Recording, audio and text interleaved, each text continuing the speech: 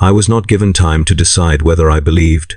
Belief was assumed, like gravity or taxation, something that existed whether I acknowledged it or not. The cathedral where they brought me was built to make resistance feel childish. Its ceiling disappeared into shadow, lost among arches layered so high they seemed to mock the idea of human scale.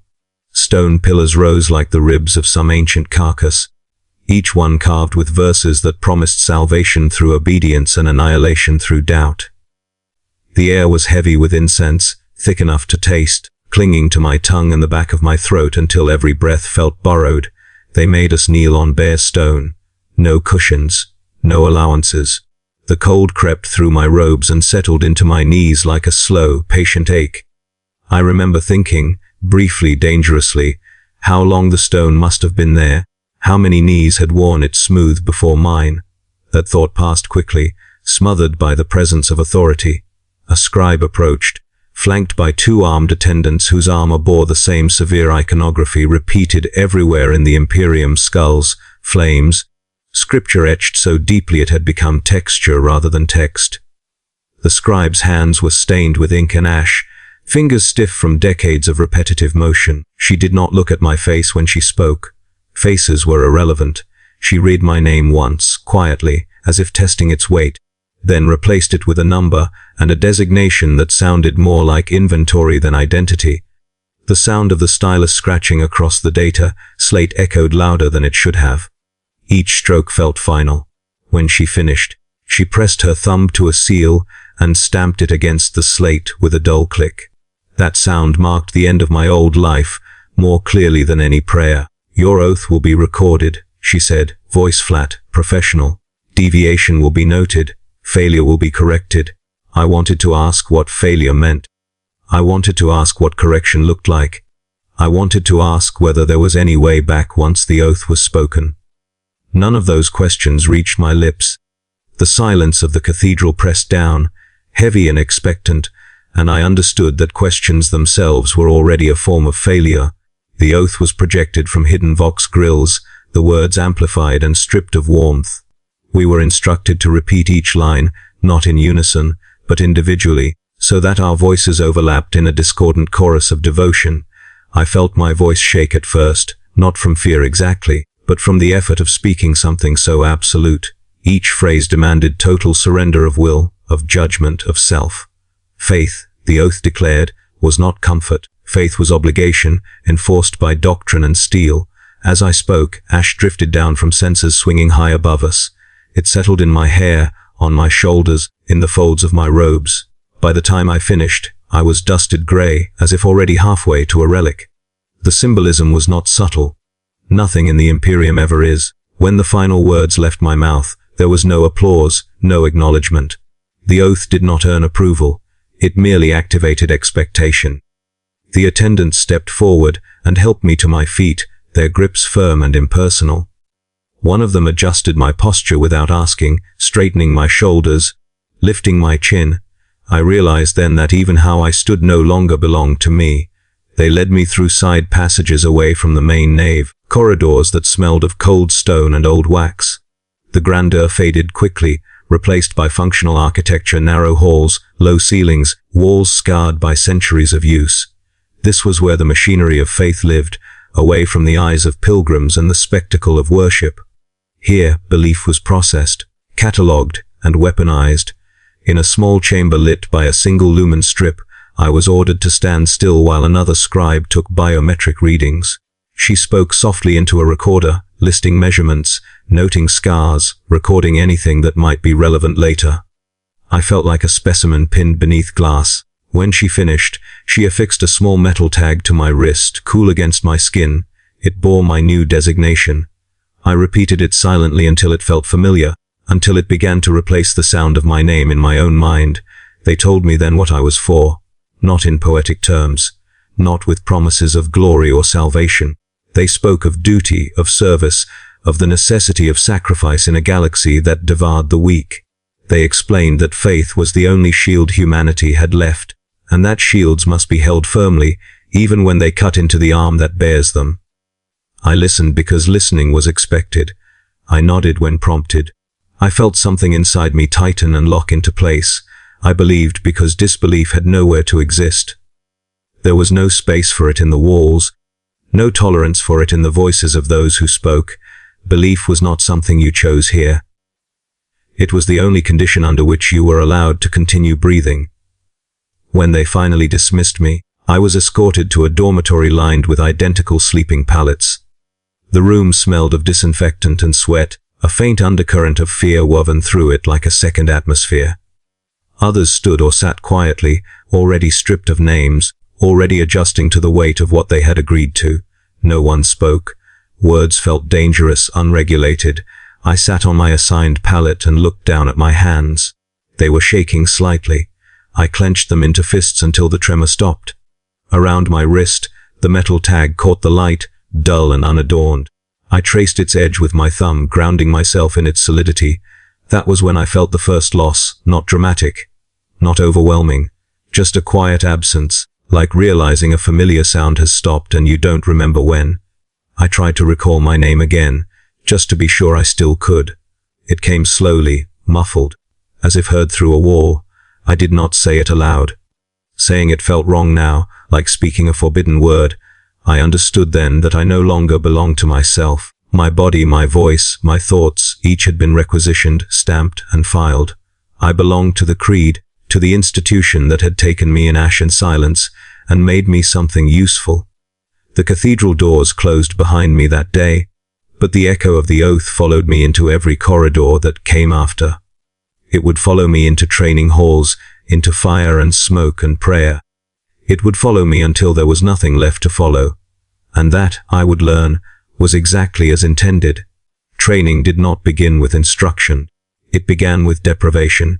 They took our robes on the first day and replaced them with coarse training garments that scraped the skin raw at the seams. We were marched barefoot across stone floors, still cold from the night cycle, our steps echoing through halls designed to magnify sound until even hesitation became audible. No one explained the schedule. Schedules were privileges, and privileges implied trust. We were not trusted. We were material. The hall where they broke us was long and narrow, its ceiling lost in shadow, its walls lined with devotional plaques bolted directly into the stone. Each plaque bore the same message rendered in slightly different script: endure, obey, burn. Lumen strips flickered overhead, casting uneven light that made it impossible to tell how much time had passed. I learned quickly that time itself was one of the things they intended to take from us. The first lesson was posture. We were ordered to kneel, not gently, not briefly, but until our joints learned the position without instruction. The stone was unforgiving. Within minutes, pain radiated up from my knees into my thighs, then settled there, pulsing with every breath. A sister, drill mistress, paced the line, armored boots striking the floor with measured authority. She carried a whip coiled at her side, its handle engraved with scripture. Faith begins with stillness, she said. Stillness proves submission. When someone shifted their weight, even slightly, the whip cracked. The sound was sharp, startling, followed by a hiss of breath as it found flesh. No one screamed. Not because it didn't hurt, but because we understood instinctively that screaming would only prolong the lesson. Pain here was not punishment. It was instruction. They taught us hymns while we knelt. Long, formal verses heavy with archaic phrasing, each word a test of breath control and concentration. We were required to recite them perfectly, even as our muscles trembled and sweat stung our eyes. If a voice faltered, the whip corrected it. If a line was forgotten, we began again from the start. I learned to feel the rhythm of the hymn in my bones, to let it override the signals my body sent begging me to collapse. Thank the Emperor for your pain, the drill mistress said calmly, as if reminding us to breathe. Pain is proof that you are being shaped. By the end of the first cycle, my knees were slick with blood, the fabric of my garments torn and darkened. A medici servitor moved down the line afterward, spraying antiseptic without comment, sealing wounds just enough to prevent infection. No bandages. Healing too quickly would dull the lesson. Rest, such as it was, came in the form of standing drills. We stood at attention for hours, backs straight, eyes forward, hands clenched at our sides. Any deviation was noted, any weakness corrected. I learned to control my breathing, to slow my heart, to exist within my body without reacting to it. Hunger gnawed constantly. They fed us just enough to keep us upright, a thin gruel dispensed after prayer and consumed in silence. Doubt was treated like contagion. During one lesson, a novice beside me collapsed, her legs giving out beneath her. She hit the floor hard, breath knocked from her lungs. The drill mistress did not rush to help her. Instead, she turned to the rest of us. "This," she said, gesturing to the fallen body, "is what happens when devotion is insufficient." The novice was dragged to her feet and forced back into position, shaking, tears streaking down her face. Again, the drill mistress ordered, and so we began again, as if nothing had happened. The lesson was clear: failure did not excuse you from continuing. It only made your suffering more public. Prayer filled every gap. We prayed before drills, during drills, after drills. We prayed while running laps around the hall until our lungs burned, while carrying heavy loads up staircases that seemed designed to never end. We prayed while holding our arms outstretched, weights chained to our wrists, muscles screaming as the seconds stretched into eternity. The hymns became a constant background noise in my mind, a rhythm that drowned out everything else. At night, we were permitted to sleep for a few hours in cramped dormitories that smelled of sweat and disinfectant. I lay awake often, staring at the underside of the bunk above me, listening to the soft sounds of others crying quietly into their blankets. No one offered comfort. Comfort was not part of the curriculum. I learned to thank the Emperor for every bruise, every ache, every moment of exhaustion. Gratitude became reflexive. When my hands blistered from weapon drills, I whispered prayers of thanks. When my shoulders ached from carrying equipment, far heavier than I was meant to bear, I thanked him for the reminder of my purpose.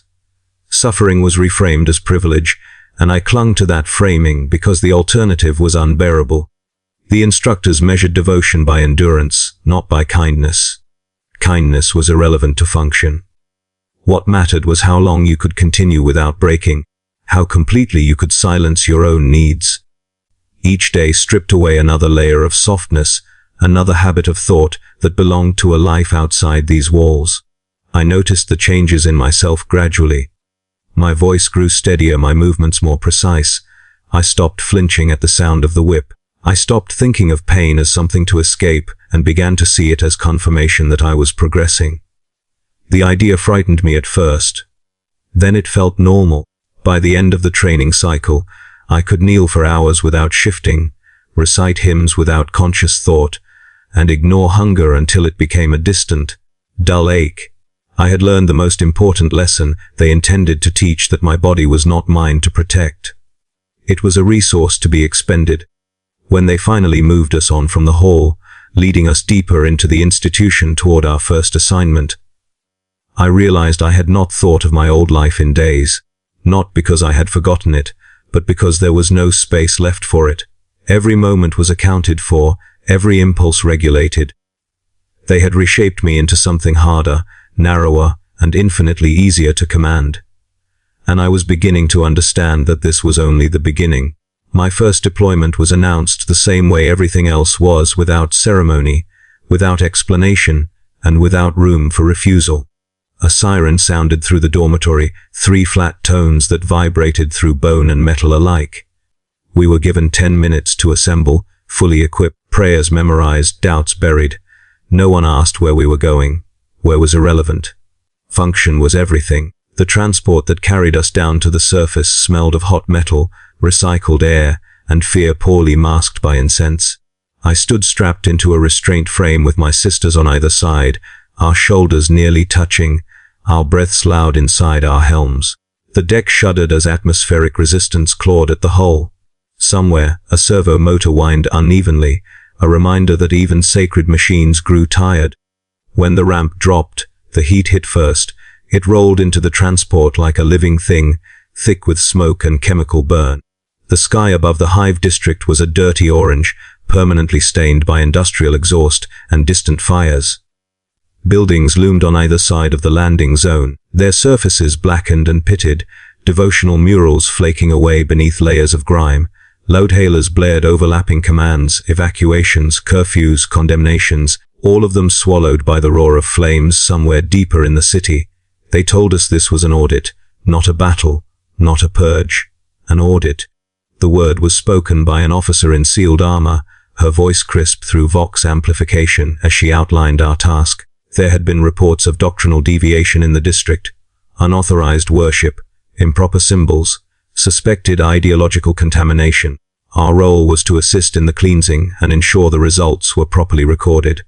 Clerks accompanied us, real clerks, flesh and blood, wrapped in sealed robes with rebreathers hissing softly at their mouths. They carried data slates and stamp tools, their eyes darting constantly. It was their job to mark doors, to catalog outcomes, to ensure that each act of faith was logged for later review. Watching them move through the chaos felt surreal, like seeing bureaucrats walk calmly through a natural disaster, more concerned with paperwork than survival. We advanced street by street. The heat intensified as we moved closer to the core of the district, where manufacturing vents belched flame and smoke into the already choked air. Promethium fumes burned my throat even through the filters. The smell of burning hair, fabric, flesh layered itself over everything, impossible to escape. It clung to armor, seeped into seals, lodged itself in memory. At each hab block, a clerk would step forward and scan the entrance, checking for purity seals and approved iconography. If the symbols were correct, the door was marked with one sigil, and we moved on. If they were missing, altered, or replaced with something unauthorized, the clerk marked the door differently. Those marks decided everything. I watched one clerk pause at a door where a small, crude shrine had been built into the frame, candles guttering, a hand-painted symbol I did not recognize smeared in ash. The clerk hesitated, consulted her slate, then applied a red mark. She did not look back as she moved aside. "Proceed," the officer ordered. Flamers roared to life. The sound was not like fire you hear in open air. It was a deep, hungry whoosh, amplified by confined space and promethium pressure. The flame poured into the hab unit, filling it instantly. Screams followed, high, panicked, cut short as oxygen vanished. The heat washed back out over us, and I felt it through my armor, pressing against my skin like a physical force. I stood there, weapon raised, heart hammering, and told myself this was necessary. Necessity is the Imperium's most versatile word. It excuses everything. We moved on, again and again. Doors marked, flames unleashed, data recorded.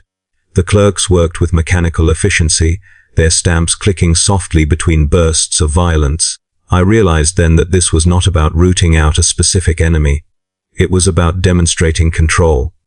About reminding the district and ourselves that faith was regulated, that belief was only acceptable in approved forms. At one point, we entered a small chapel wedged between two hab blocks, its interior scorched but intact. A statue at the altar had been defaced, its face scratched away. The officer ordered it destroyed. As the flame consumed it, sanctified oils poured over the stone, releasing a sweet, cloying scent that mixed horribly with burning promethium.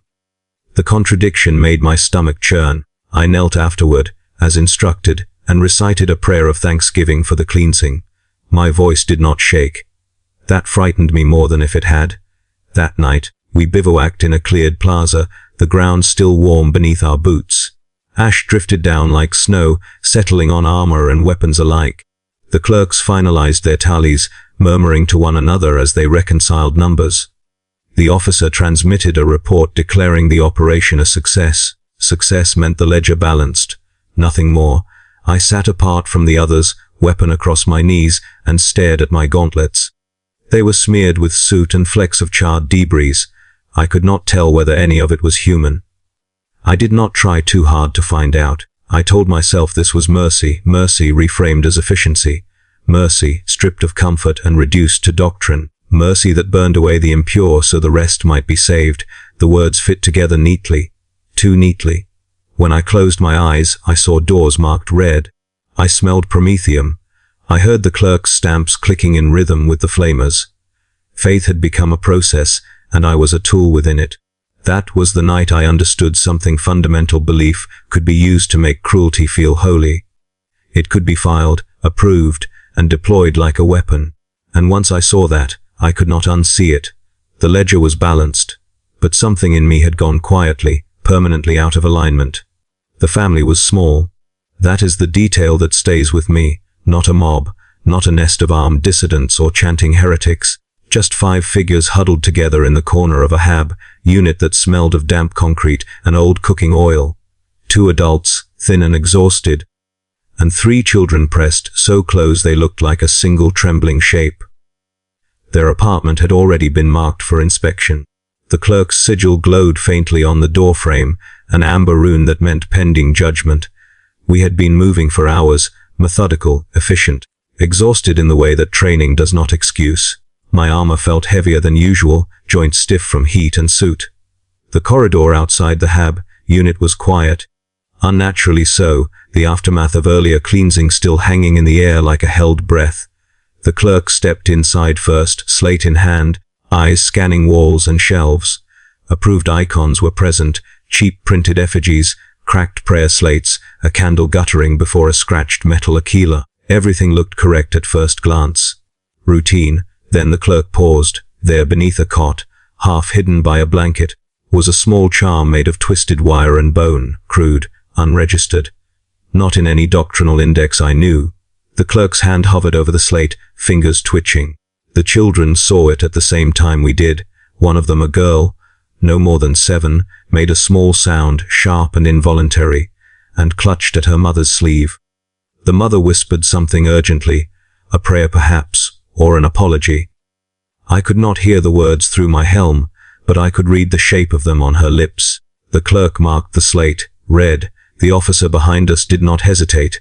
"Remove them," she said, voice flat, already moving on to the next instruction. Structure to be cleansed. This was the moment. The one they never talk about in the sermons. I stepped forward without thinking. Just 1 pace, barely noticeable, but enough. Enough to break formation. Enough to be seen. "They are compliant," I said, the words escaping before training could stop them. The charm could be ignorance, not defiance. We could. The officer turned her head slowly, deliberately, until her helm lenses fixed on me. I felt the weight of that gaze like a physical force. Around us, the corridor seemed to contract, every servitor, every clerk suddenly very still. "Repeat," she said. My throat tightened.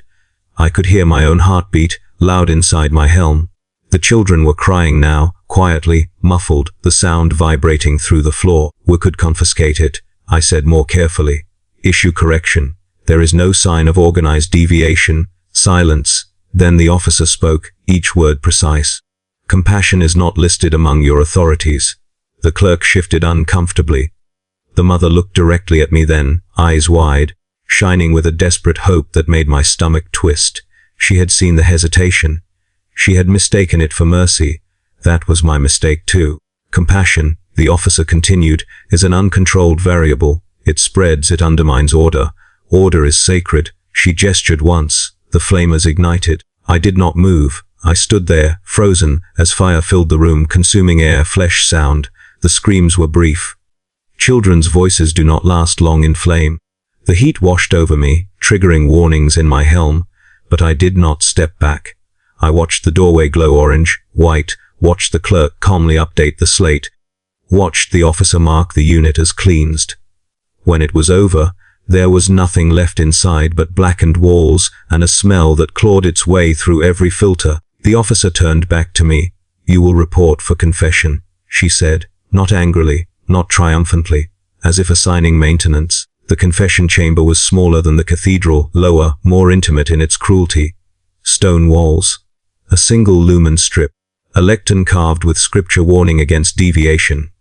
I knelt because kneeling was instinct now, my body responding faster than my mind. The confessor did not ask what I had done. They already knew. "You attempted to exercise mercy," he said, reading from a slate.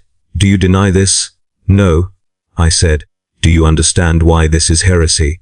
I opened my mouth, then closed it. The true answer rose up, because mercy makes us human, and humanity complicates obedience. But that was not the answer he wanted. "Because mercy disrupts order," I said instead. "Correct," he replied. "Order is the vessel of faith. Without order, belief fractures. Without belief, humanity falls." He paused, letting the doctrine settle like dust. "Your weakness will be corrected." Correction was not violent in the way battle was violent. It was slower, more deliberate. I was restrained in a kneeling frame, metal clamps locking my legs and arms into position. Incense burned nearby, thick and choking. The confessor recited passages while administering pain in measured intervals, electrical shocks calibrated to induce agony without unconsciousness. Strikes delivered where they would bruise but not break. Each time I gasped or flinched, he stopped. Again, he said calmly, and repeated the question, "Why is mercy heresy?" By the 10th repetition, my voice was hoarse, my vision swimming. By the 20th, the answer came automatically, stripped of meaning and resistance alike. "Because mercy disrupts order," I said, "and order is sacred." Only then did the punishment end. I was released hours later, shaking, numb, and escorted back to the barracks without ceremony. No one spoke to me. No one asked what had happened. They did not need to. The system had already absorbed the deviation and corrected it. That night, lying on my pallet, I realized something with a clarity that hurt more than any shock. The institution did not fear cruelty. It feared inconsistency. Mercy was dangerous not because it was wrong, but because it was unpredictable. From that point on, I learned to keep my hands steady even when my stomach turned. I learned to look past faces, past eyes that searched for something I could not give. I learned to let doctrine fill the space where instinct tried to speak. The lesson was complete. Mercy was contraband, and I would never risk carrying it again. The shrine world smelled cleaner than anywhere I had fought before, and that alone made it unsettling. The air was heavy with incense rather than smoke, thick with layered perfumes meant to evoke sanctity instead of industry. Polished stone reflected lumen light in soft, reverent hues. Gold leaf scripture lined the walls of processional avenues, each letter maintained by unseen labor so it never tarnished. From orbit, the world had looked pristine, an island of faith in a galaxy of rot. On the ground, it was starving. Pilgrims lined the outer plazas by the tens of thousands, bodies packed together so tightly that movement became a rumor rather than a reality. They knelt on bare stone, on broken tiles, on one another when there was no space left. Many had been there for weeks, some for months. Their voices rose in a constant, exhausted murmur of prayer that never quite stopped, like surf breaking against a cliff. The smell of sweat, sickness, and desperation hung low beneath the incense, an undercurrent no amount of sanctified oil could erase. Our assignment was not to help them. Our assignment was to guard the relics. We were stationed inside the inner sanctum, where the holiest artifacts were displayed behind thick plasteel and energy fields. Bones sealed in reliquaries, shards of armor mounted like trophies, tattered banners whose histories were recited endlessly by priests with polished voices and immaculate robes. Each relic had a designation code, a maintenance schedule, a prescribed prayer cycle. Faith here was meticulously catalogued. I stood at my post for hours at a time, armor gleaming under constant care, weapon held at ceremonial ready. Pilgrims were allowed to pass through in regulated numbers, their movement controlled by rope, lines and servo, skulls that floated overhead, projecting warnings and devotional chants. They shuffled forward, eyes hollow, hands shaking as they reached out toward the relics through layers of glass they would never touch. Some wept openly. Some smiled in quiet ecstasy. Others simply stared, lips moving soundlessly, hope flickering weakly in their eyes. Outside the gates, people died. I knew this because I could hear it. The coughs that turned wet and then stopped. The thin cries that went unanswered. The thump of bodies collapsing onto stone, followed by the scraping sound of servitors dragging them away to keep the routes clear. The priests insisted this was necessary. Disorder disrupted reverence. Death, they said, was a small price to pay for spiritual clarity. I told myself that guarding the relics was important, that these artifacts inspired billions across the Imperium, that their preservation justified the suffering outside the walls. The logic was neat. It fit into doctrine cleanly. It did not sit well in the chest. Once, during a rotation change, a child slipped past the cordon and collapsed just inside the gate. She could not have been more than 10. Her clothes were rags, her hair matted, her lips cracked and bleeding. She reached out toward the nearest reliquary with a trembling hand and whispered something I could not hear. The priest overseeing the procession frowned. "Remove her," he said, irritated. "She is disrupting the flow."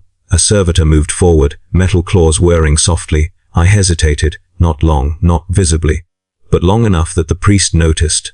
He turned his head slightly, just enough for one eye to meet my visor. "Do you question the sanctity of the process?"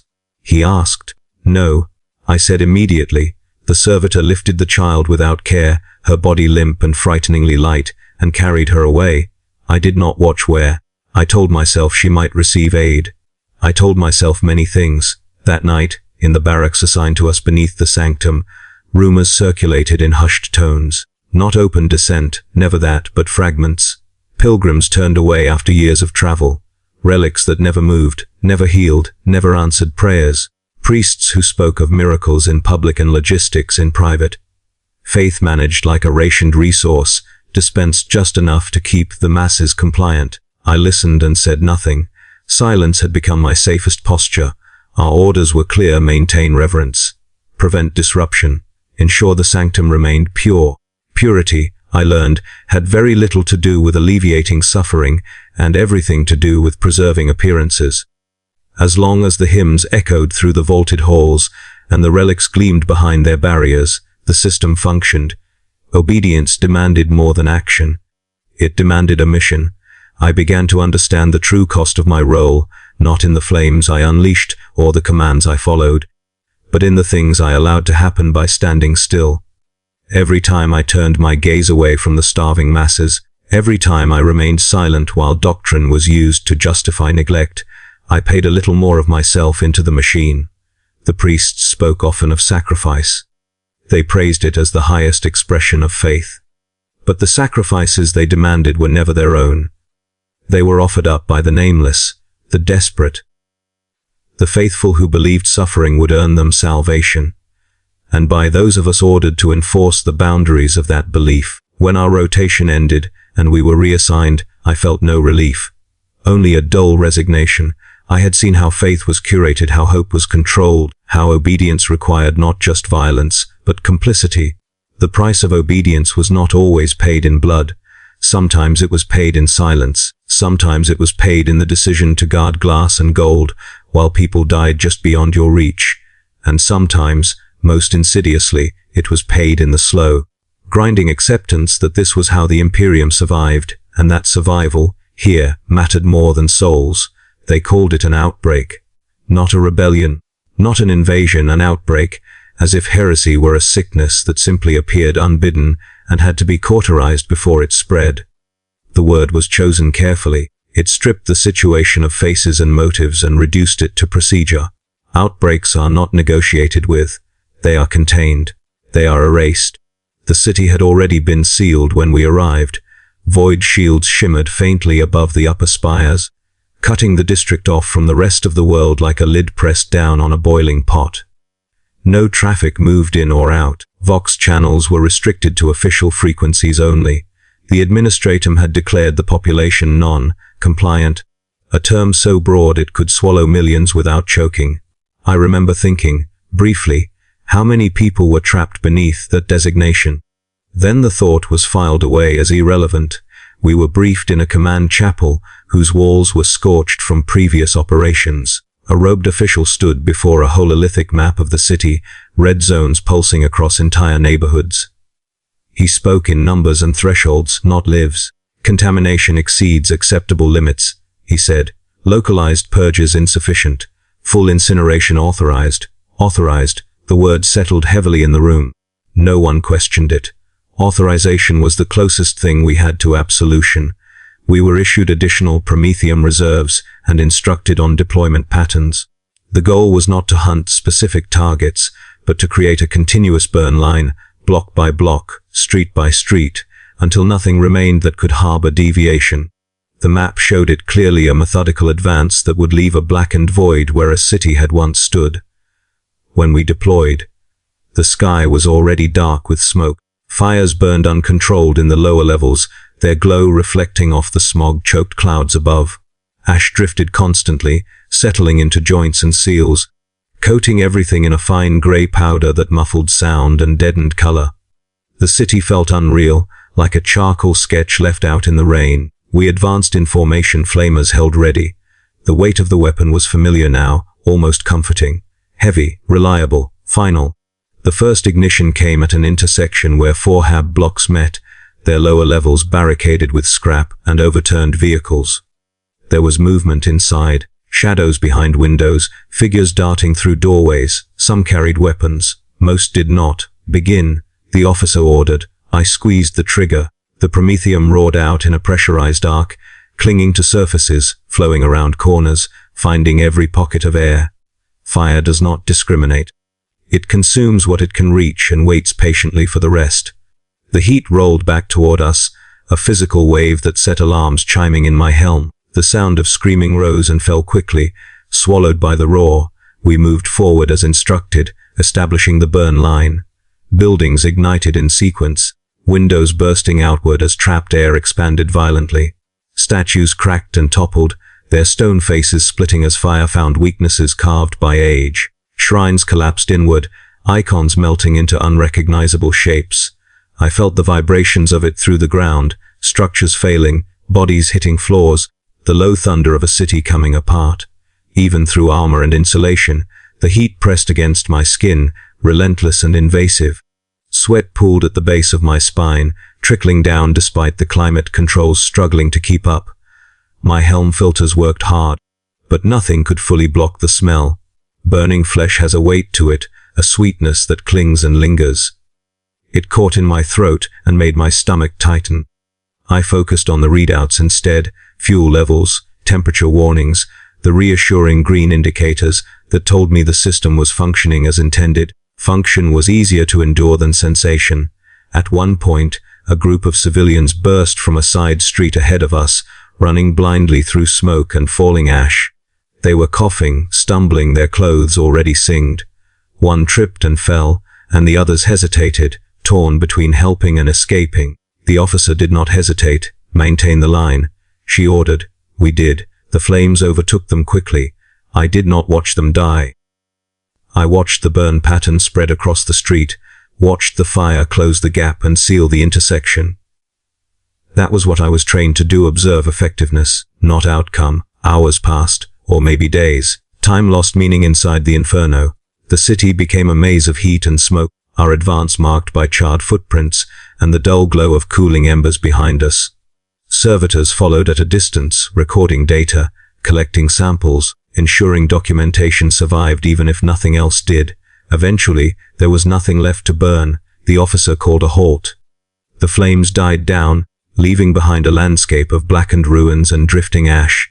The air was eerily quiet, broken only by the crackle of cooling metal and the occasional collapse of a weakened structure. Where a city had stood, there was now an empty, smoking wound. Administrative officials arrived soon after, protected by heavy escorts and sealed suits. They walked through the devastation with data, slates raised, speaking in hushed, satisfied tones. One declared the operation a success, another discussed resource reclamation, a third suggested the area be designated off limits pending long-term contamination assessment. Success. The word felt obscene in my mouth. I stood there, weapon lowered, armor streaked black, and felt something hollow out inside me. Not grief, not anymore, but a vast, echoing emptiness. The enemy was gone. The innocents were gone. Everything was gone. And yet, the machine had functioned perfectly. As ash fell like snow around us, I realized something with brutal clarity. Purification does not restore. It does not heal. It does not even truly cleanse. It empties. The city was gone, reduced to a cautionary example, a footnote in a report that would be filed and archived and never read by those who authorized it. Whatever heresy had sparked the outbreak no longer mattered. The solution had erased the problem by erasing everything else along with it. That was the point. That night, as we withdrew to our transports, I felt the weight of the operation settle into my bones. The screams were gone, replaced by a silence so complete it rang in my ears. I found myself listening for something, movement, voices, anything, to prove the world was still alive. There was nothing. I understood then that faith, when wielded this way, did not purify the soul. It scarred it. It burned away complexity, doubt, mercy, until only obedience remained. And obedience, once stripped of everything else, was terrifyingly easy to maintain. The void left behind by the fire felt deliberate, intentional. as if the Imperium preferred absence to uncertainty, ashes to ambiguity. I left that city knowing I would never be able to explain what had been lost there, not because the words were insufficient, but because no one wanted to hear them. The reports would say what needed to be said. The numbers would balance. The ledger would close, and the war would continue. They rewarded us for the burning. Not immediately. Recognition in the Imperium is never rushed, but inevitably. After the reports were filed and the contamination zones sealed, we were summoned to a ceremonial hall whose walls had been scrubbed clean of soot and blood. Fresh banners hung from the arches, their fabric stiff with newness. Scripture embroidered in gold thread that caught the light and reflected it back with blinding confidence. The contrast made my eyes ache. I had not seen a surface this clean in months. We stood in formation while officials read from prepared statements. The words were carefully chosen, heavy with reverence and finality. They spoke of sacrifice, of unwavering faith, of decisive action taken in the Emperor's name. They spoke of us as instruments of his will, forged through trial and proven in fire. Each phrase landed with practiced precision, designed to leave no room for ambiguity. When my designation was called, I stepped forward. A medal was pinned to my armor, its weight surprisingly solid against my chest. The metal was warm from the hands that had held it before me, etched with symbols meant to represent purity and resolve. A priest murmured a blessing as he affixed it, his breath smelling faintly of incense, and recited prayers. The crowd, such as it was, intoned a short chant of approval. I bowed because protocol demanded it. Inside, there was nothing, no surge of pride, no sense of completion, just a widening silence, as if the last echoes of something essential had finally faded away. I felt like a hollow container being decorated to distract from the fact that it no longer held anything of value. They gave me a new title as well, added to my records with ceremonial gravity. Titles mattered. Titles justified expenditure. Titles explained why some were given more authority than others. The scribe who updated my file did so with meticulous care, her stylus scratching softly as she logged my elevation. She did not look up when she finished. To her, I was an entry successfully amended. After the ceremony, we were given a brief period of sanctioned reflection. The term itself was almost comical. Reflection, as if anyone expected us to examine what we had done. In reality, it meant time to pray publicly, to reinforce the narrative that the system had already decided upon. Chapels filled quickly, the air thick with incense and murmured devotion. I knelt with the others, hands folded, head bowed. The prayers came automatically. My lips moved without conscious effort, each familiar phrase slotting into place like a cog in a well-worn mechanism. I had said these words countless times before. They had once carried meaning. Now they felt like maintenance rituals, necessary to keep the system running, devoid of personal resonance. In the quiet between responses, I felt it again, the hollow space inside my chest, where certainty used to live. It was not pain. Pain had edges, something to push against. This was absence, a vacuum that swallowed emotion before it could fully form. I began to fear quiet moments. In battle, there was always noise, orders crackling through vox, weapons firing, structures collapsing. Even aboard ship, the constant hum of engines and machinery filled the air. Quiet, true quiet, was rare. When it came, it brought thoughts with it, and those thoughts were dangerous. I started filling every spare moment with activity. Polishing armor, reviewing doctrine, volunteering for extra watch rotations, anything to avoid sitting alone with my mind. The chaplains praised my diligence. They mistook avoidance for devotion, and perhaps that was not entirely wrong. In the Imperium, the distinction is often academic. My prayers grew shorter, more efficient. I stopped lingering on passages that once stirred something in me. Faith became procedural, performed because it was required, not because it soothed or inspired. I could recite entire hymns without recalling their meaning, my voice steady and empty. Once, during a maintenance cycle, I caught my reflection in a polished section of bulkhead. The metal gleamed against my armor, catching the lumen light and throwing it back in sharp highlights. I looked impressive, authoritative, everything the institution wanted me to be. I tried to imagine how others saw me, a symbol, a success story, proof that faith, properly applied, could burn away corruption and leave strength behind. The image felt false. I wondered, quietly, dangerously, how many others wore similar decorations while feeling the same emptiness beneath them. How many halos were hollow, their shine masking erosion rather than virtue. The thought was treasonous. I crushed it quickly, but not before it left a residue of unease. During a later operation, we passed through a district that had been cleansed months before. Reconstruction crews worked under armed supervision, clearing debris, erecting prefabricated HAB units where ruins still smoked. Life was returning in a controlled, sanctioned way. On a wall overlooking the main thoroughfare, someone had painted a crude image of a winged figure holding a sword of fire. Beneath it, scrawled in shaky script, was a word that translated roughly to thank you. The image was quickly removed by order of a local official. Unauthorized iconography disrupted uniform devotion. As we marched past, I felt a flicker of something, regret perhaps or bitterness, that vanished as quickly as it appeared. I told myself it did not matter. Symbols were tools. Gratitude was irrelevant. What mattered was that order had been restored, and yet, the silence inside me deepened. I began to understand that the institution did not need me to believe anymore. Belief had served its purpose early on, shaping me, motivating me, burning away resistance. Now it needed only my compliance. My faith could be hollow as long as my actions remained correct. The machine did not care what I felt, only what I did. That realization settled heavily over everything that followed.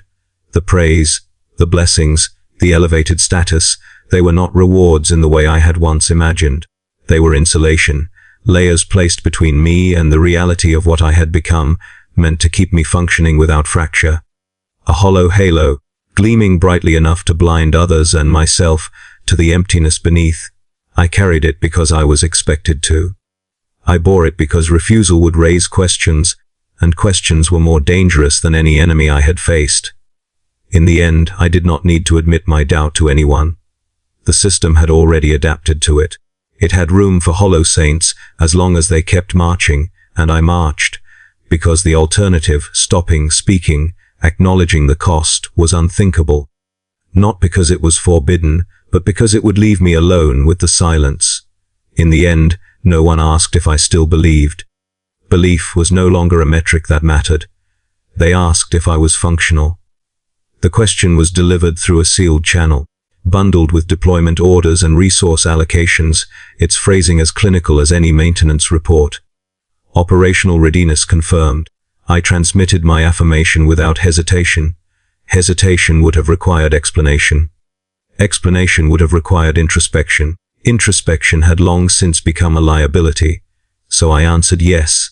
The war zone they sent me to next was indistinct from the others. Another hive sprawl fractured by conflict, another population reduced to figures and threat assessments. The sky was grey with ash and particulate fallout, the ground uneven with collapsed infrastructure and makeshift fortifications. I felt nothing as we descended.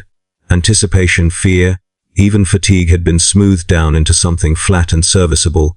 I moved because I was moved. I fought because I was instructed. The routines held. Somewhere along the way, I realized that my doubts no longer felt like doubts. They felt like background noise, static that never quite went away, but never interfered with reception either. The institution had succeeded in its final refinement. It had taken my faith, burned it down to embers, and then decided it no longer needed the fire. Obedience alone was sufficient. I wore my title openly now. Others deferred to it. Subordinates looked to me for direction, their eyes reflecting the same mix of fear and reverence I had once felt toward my superiors. I issued commands in a steady voice, watched them carry those commands out, and noted outcomes with professional detachment. Somewhere in that process, I became what had shaped me. I thought of the girl at the shrine gates, of the family in the HAB unit, of the city reduced to ash. The memories surfaced occasionally, uninvited, but they no longer carried the power to disrupt me. They were catalogued internally, filed away like archived reports. Tragic, perhaps, but irrelevant to current operations. That realization frightened me more than anything else. Not because it meant I was broken, but because it meant the system had worked perfectly. The Imperium does not need saints who are pure. Purity is inefficient, fragile, prone to fracture under pressure. It needs saints who are useful. Saints who will advance when ordered, burn when authorized, and accept praise without asking what it is meant to conceal. Saints who shine brightly enough to blind others to the cost of their light. I had become one of those saints. I saw it in the way administrators spoke to me, their tone respectful but transactional. I saw it in the way priests invoked my actions during sermons, abstracting them into moral lessons stripped of context and consequence. I saw it in the way recruits watched me during drills, studying my posture, my cadence, my silence, as if these things held secrets they could learn from. If they knew what it cost, would they still kneel so eagerly? The question surfaced once, briefly, and then dissolved. Questions like that serve no purpose. They do not change orders. They do not save lives. They only erode compliance, and compliance is everything. I confess this now not because I seek redemption, but because confession is the last reflex that remains from a time when faith meant something other than function. There is no absolution waiting for me at the end of this accounting. There is only continuation. The hymns never say this part out loud. They do not say that faith, in the Imperium, is a resource to be consumed. That belief is cultivated only until obedience no longer requires it. That saints are not born, they are manufactured, layer by layer, through sacrifice that is always someone else's until, finally, it is your own. My faith did not save me. It disciplined me. It hollowed me out and left behind a shape that could be filled with orders, authority, and sanctioned violence. One sanctioned act at a time. It consumed whatever remained that might have resisted. Now, when I kneel, it is not in reverence. It is in readiness. When I pray, it is not for guidance. It is to signal compliance. When I fight, it is not for belief. It is because I am still capable of doing so. That is the cost of faith. It is paid in people, in families, in cities, in nameless crowds behind sealed gates. And it is paid eventually in the self, slowly, thoroughly, until nothing remains but a title, a function, and a quiet acceptance that this is what you are for. I was one of them. I am still one of them. And until the Imperium no longer has use for me, I will continue to burn brightly enough that no one asks what has already turned to ash.